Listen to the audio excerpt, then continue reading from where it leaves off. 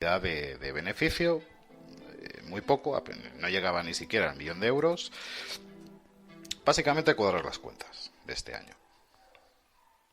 Y por contra, hemos visto que eso no ha sucedido en el Barça. Eso no ha sucedido en el Barça. ¿Y por qué no ha sucedido en el Barça? ¿Y por qué pues se ha llegado a la situación en la que actualmente está el Barça? En los últimos años se ha venido repitiendo una y otra vez el mantra de que el Barça pues era el club con más ingresos del mundo. Yo no tengo por qué dudar de esta cuestión y al revés, si eres el club con más ingresos, hombre, pues eso en principio es una fortaleza. Eso te tendría que llevar a que en una situación económica tan complicada como es el parón que ha sufrido el fútbol, la ausencia de público en los estadios, esa pérdida de ingresos, pues eso supondría que pues ahora mismo tendrías que estar en una posición de ventaja con respecto a tus competidores, pero sin embargo vemos que eso no se ha producido.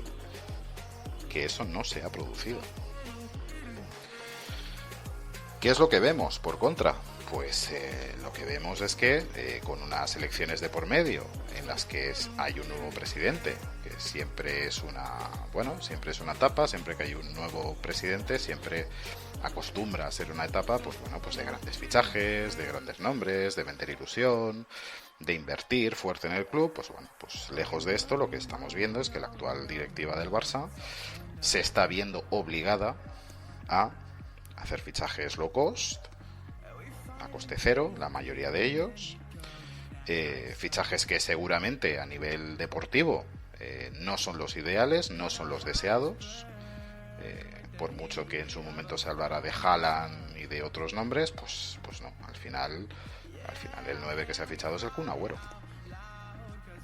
Es el Kun Agüero. Y no estoy diciendo que vaya a ser un mal fichaje o que sea un mal jugador, no estoy diciendo absolutamente nada de eso, pero desde luego no es Haaland. No es Haaland ni por asomo. Sobre todo, aunque sea por una simple cuestión de la edad de ambos jugadores. Perdón. Vemos también pues que muy lejos de eso, lo que se está intentando es aligerar peso en la plantilla. Jugadores pues que todos sabemos que en los últimos años el Barça pues ha ido renovando sucesivamente, pues agrandando cada vez más ese límite salarial, haciéndola cada vez más grande, esa masa salarial, y que pues ha provocado que jugadores simbólicos dentro del Barça pues tengan contratos ahora en su etapa final, pues contratos tremendamente inflados, y estamos hablando de jugadores importantísimos, pilares fundamentales del Barça en los últimos años, los que todos tenéis en mente: Busquets, Piqué, Jordi Alba, y en menor medida Sergi Roberto, jugadores imprescindibles. Lo que vemos es que lo que se les está pidiendo o casi exigiendo es una rebaja, según todas las informaciones, del 50% de su salario, todo para encajar a Messi y los 4 fichajes low cost. Situación complicada, muy complicada. También estamos viendo cómo de alguna manera esto está provocando, insisto, según el propio entorno culé, el club con más ingresos del mundo, pues estamos viendo como el club con más ingresos del mundo está forzado incluso a malvender jugadores. Todos vemos cómo están intentando gestionar la venta de Griezmann. Y todo, pues como os digo, seguramente la propia presencia de Griezmann en la actual plantilla del Barça es fruto de lo que os digo y vengo repitiendo en este vídeo, una gestión populista del club. Una gestión populista del club. ¿Por qué? Pues porque Griezmann al final no se ficha por una necesidad estrictamente deportiva, estrictamente estratégica, se ficha para callar bocas. A Griezmann lo fichan para callar bocas.